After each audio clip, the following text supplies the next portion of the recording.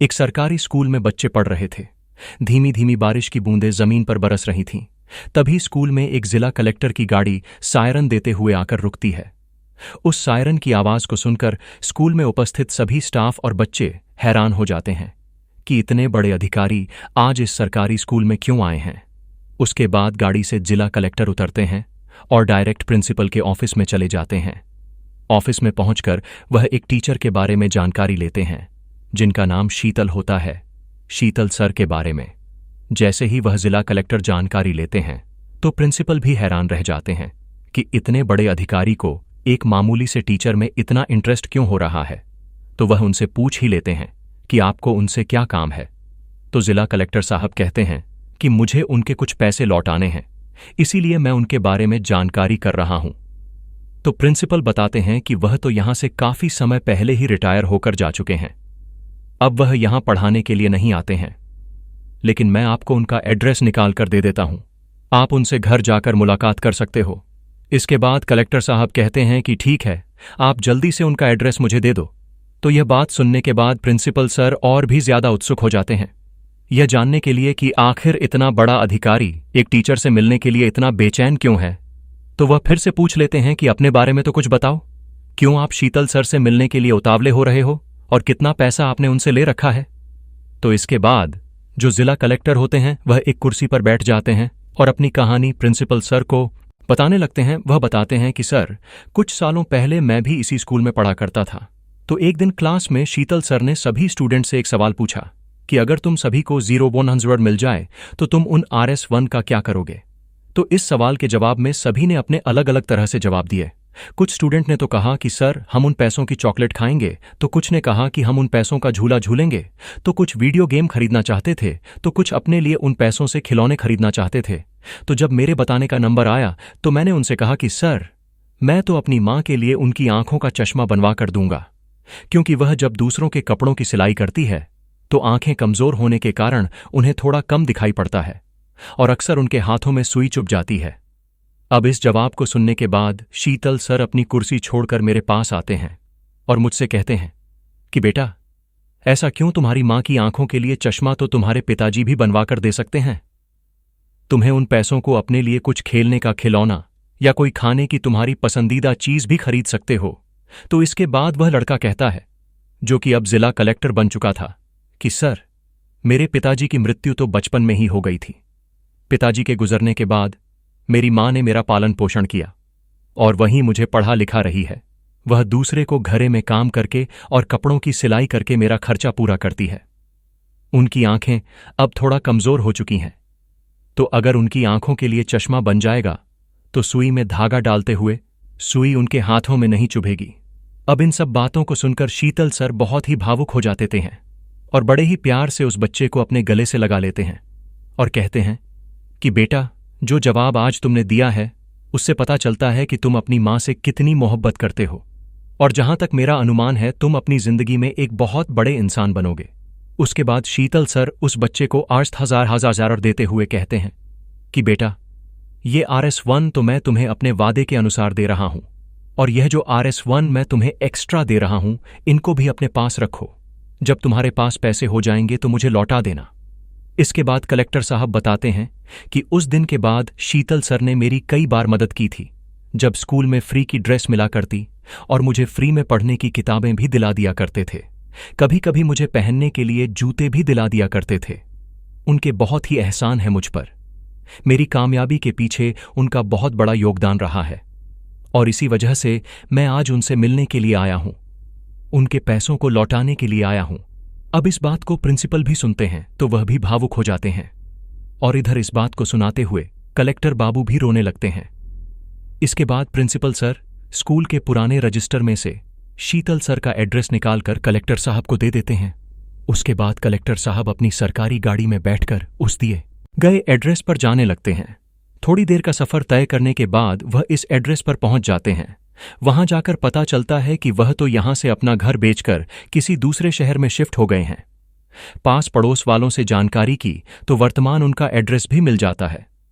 उसके बाद कलेक्टर साहब उस शहर के लिए निकल जाते हैं। थोड़ी देर के बाद वह उस शहर में भी पहुंच जाते हैं। और बताए हुए एड्रेस के मुताबिक एक घर का दरवाज़ा खटखटा है। तो अंदर से एक लड़का बाहर आकर बोलता है कि जी बताइए, आपको किससे मिलना था। उसके बाद कलेक्टर साहब कहते हैं कि मुझे शीतल सर से मुलाकात करनी थी, क्या शीतल सर का घर यही है। अब इस बात को सुनकर शीतल सर का लड़का हैरान हो जाता है। वह सोचने लगता है कि आखिर इन्हें पिताजी से ऐसा क्या काम है, क्योंकि शीतल सर का लड़का बिल्कुल भी अच्छे स्वभाव का नहीं होता है। उसने अपने पिताजी को घर से निकालकर एक वृद्ध आश्रम में छोड़ दिया था। वह खुद अपनी पत्नियों और बच्चों के साथ इस घर में रहता था, लेकिन अपने पिताजी को एक ब्रदर आश्रम में छोड़ रखा था। करीब 4 सालों से वह अपने पिताजी से मिला भी नहीं था। उसे कोई खबर नहीं थी कि पिताजी अब कैसे हैं, जिंदा भी है या नहीं। तो वह पूछता है, आपको बाबूजी से क्यों मिलना है, क्या काम है। तो कलेक्टर साहब कहते हैं कि मुझे उनके कुछ रुपए लौटाने हैं और इसी सिलसिले में मैं उनसे मिलना चाहता हूं। तो पैसों की बात सुनकर उसके दिल में लालच आ जाता है। वह कहता है कि जो कुछ भी पैसे हैं आप मुझे दे दीजिए, मैं उन पैसों को उन्हें दे दूंगा। मैं उनका इकलौता बेटा हूं। लेकिन कलेक्टर साहब उसकी कोई बात नहीं सुनते और जिद करते हैं कि मुझे सच सच बताओ, वह फिलहाल रहते कहाँ हैं। तो फिर शीतल सर का बेटा सच्चाई को उगल देता है कि उसने अपने पिता को एक वृद्ध आश्रम में छोड़ रखा है। अब कलेक्टर साहब उनके नालायक बेटे से वृद्ध आश्रम का पता पूछते हैं और तुरंत वृद्ध आश्रम पहुंच जाते हैं। वहां पहुंचकर वह आश्रम के मैनेजर से बातचीत करके शीतल सर के बारे में पूछताछ करते हैं और उन्हें शीतल सर के कमरे का नंबर पता चल जाता है। कलेक्टर साहब अपने सिक्योरिटी गार्ड को वहीं रोककर खुद अकेले ही उस कमरे में जाते हैं। वहां जाकर देखते हैं कि शीतल सर कमरे में एक बेड पर लेटे हुए हैं। उन्हें देखकर ही लग रहा था कि वह कितना बीमार और कमजोर हो गए हैं। उनके पास जाकर कलेक्टर साहब उनके पैरों को छूते हैं तो शीतल सर कहते हैं कि बेटा कौन हो तुम, मैंने तुम्हें पहचाना नहीं, यहां मुझसे मिलने क्यों आए हो। इतना कहते हुए वह बिस्तर से उठकर बैठ जाते हैं। तो कलेक्टर साहब कहते हैं कि सर, मेरा नाम अनमोल है और मैं एक समय था जब मैं आपके पास सरकारी स्कूल में पढ़ा करता था।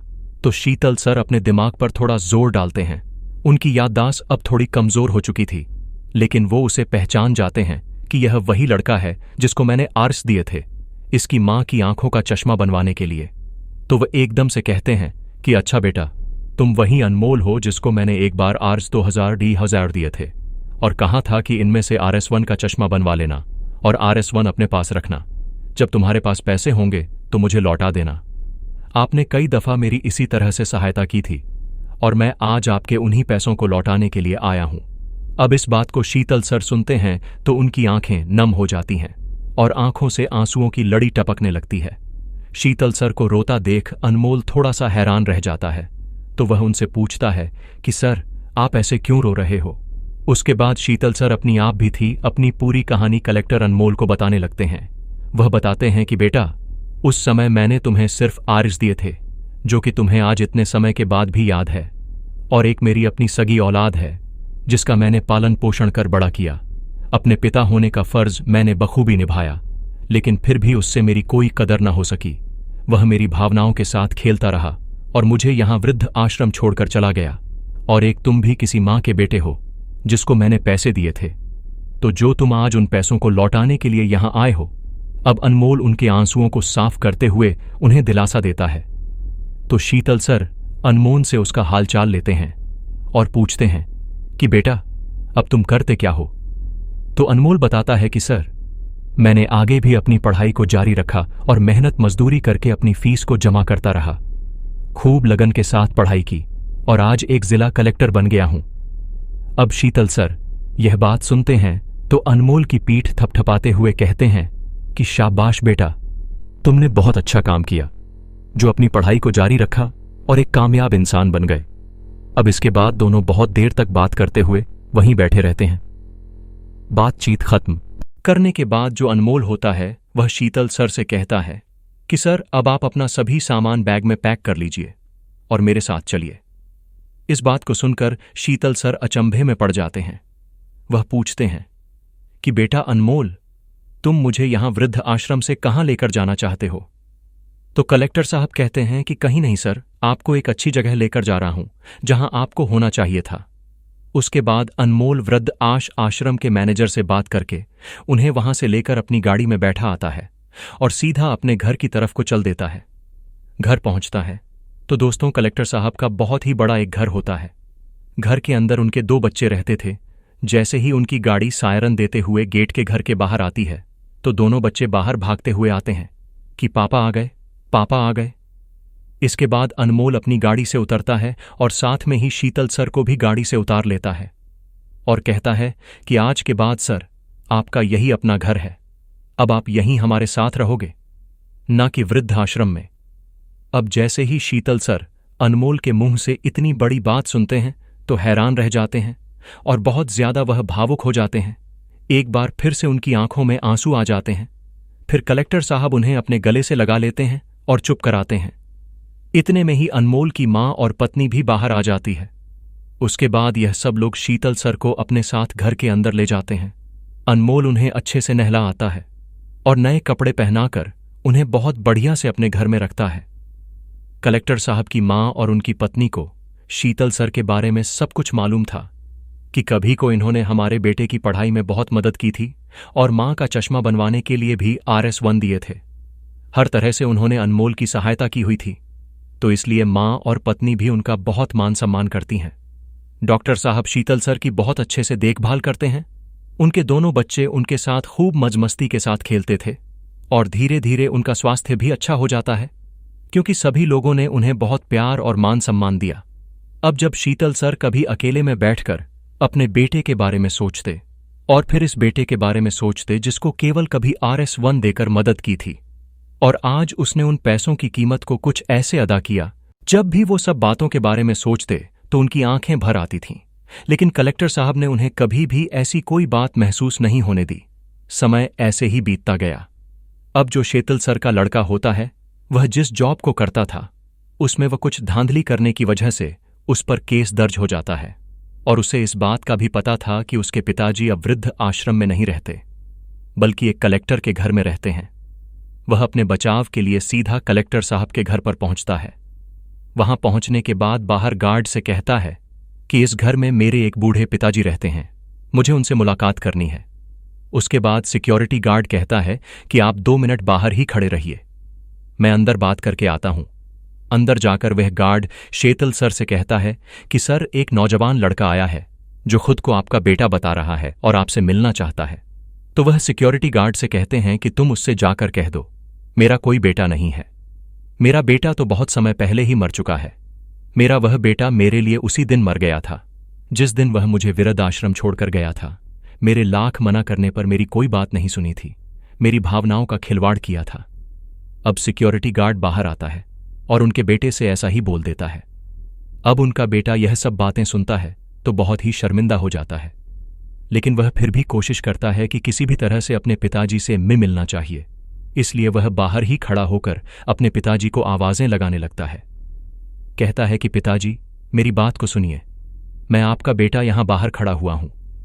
इसके बाद शीतल सर बाहर आते हैं और आकर कहते हैं कि कौन सा बेटा और किसका बेटा? मेरा बेटा तो मेरे लिए उसी दिन मर चुका था जिस दिन वह मुझे अकेले वृद्ध आश्रम छोड़ गया था।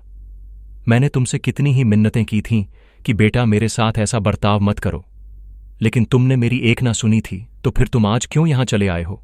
तो उनका बेटा कहता है कि पिताजी मैं एक केस में बुरी तरह से फंस चुका हूं, पुलिस मेरे पीछे पड़ी है, मुझे सलाखों के पीछे डाल देगी। सिर्फ एक आप ही ऐसे व्यक्ति हैं जो मेरी जान बचा सकते हैं। आप कलेक्टर साहब से बोलकर मुझे इस केस से बाहर निकलवा दीजिए। लेकिन शीतल सर कहते हैं कि यह तेरे बुरे कर्मों की सजा है जो आज तुझे भगवान ने दे दी है। इसमें हमारा कोई दोष नहीं है।